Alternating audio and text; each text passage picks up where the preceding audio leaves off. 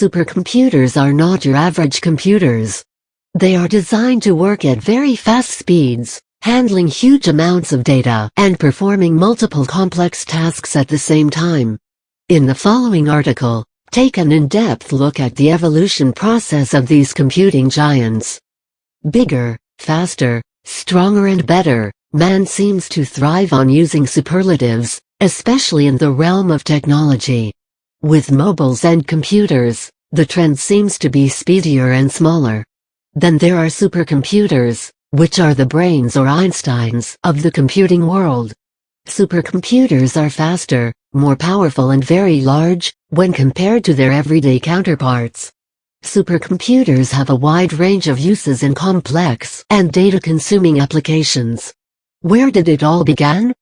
To answer that question, read on for a brief history of supercomputers.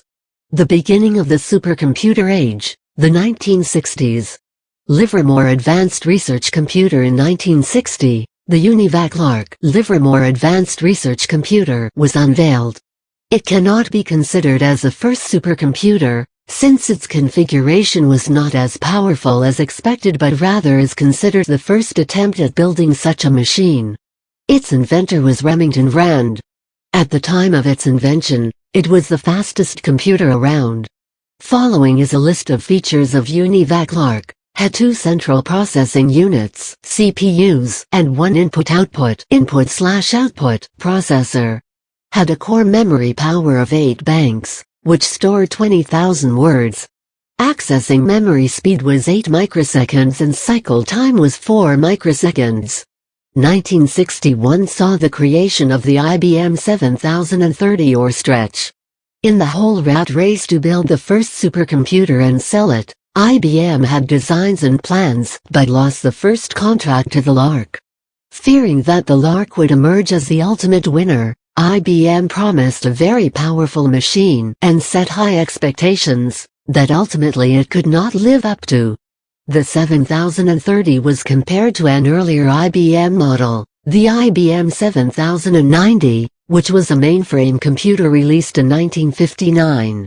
Its computational speed was projected to be 100x times faster than the IBM 7090, but once made, it was only 30x times faster. Its selling price was greatly reduced, few models were sold and this machine was a major embarrassment for IBM. But this machine contributed greatly to key computer concepts, such as multiprogramming, memory interleaving and protection, 8-bit byte and instruction pipelining. IBM implemented these concepts in their upcoming models, spawning successful machines in the business and scientific lines of use. Such concepts are used today in microprocessor systems, such as the Intel Pentium and the Motorola/IBM PowerPC. CDC 6600. What marks the beginning of a species or object's evolution? One success or one being that surpassed the others to form the prototype from which future generations would be formed. You could say the evolution of supercomputers began with the CDC 6600. It was designed by Seymour Cray, the man regarded as the creator of supercomputers, for the Control Data Corporation, in 1964. A few of the features of CDC 6600 are listed below. 1 CPU for arithmetic and logical operations, different simpler processors, input-output processors or peripheral processors for other tasks. Introduced reduced instruction set computer RISC concept, where instruction set of the main CPU was smaller, different processors could work in parallel and clock speed was very fast, 10 MHz. Introduced logical address translation. The 6600 had a performance figure of 1 flop, 10 floating point operations per second, making it 3 times faster than the Stretch, and it reigned supreme as the world's fastest computer till 1969. Timeline of supercomputer evolution.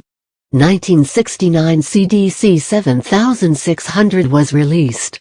It surpassed the 6600 with a clock speed of 36.4 MHz and used a pipeline scalar architecture. It surpassed the 6600 by 10x times, with its performance figure of 10 flops. 1972 Seymour Cray left CDC to form his own computing firm, Cray Research. 1974 CDC released the Star 100, a supercomputer with a vector processor. It had a performance speed of 100 flops. 1976 the Cray 1 was unveiled, a machine with a vector processor and had a clock speed of 80 MHz and a performance figure of 116 flops. This system was a 64-bit system and had its own OS, assembler and used a Fortran compiler. 1982 the Cray XMP was unveiled. This machine was designed by Steve Chen and used a shared memory parallel vector. Its clock speed was 105 MHz or 9.5 nanoseconds.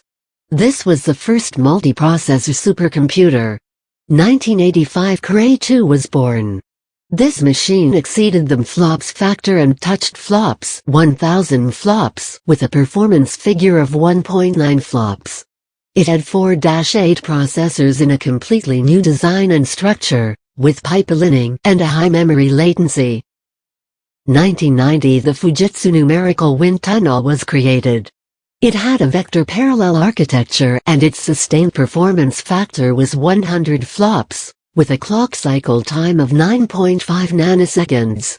It had 166 vector processors, each with a speed of 1.7 flops. 1996 Hitachi SR2201 used a distributed memory parallel system to attain a performance of 600 flops from 2048 processors. 1997 Intel and Sandia Labs jointly created the ASI-RED.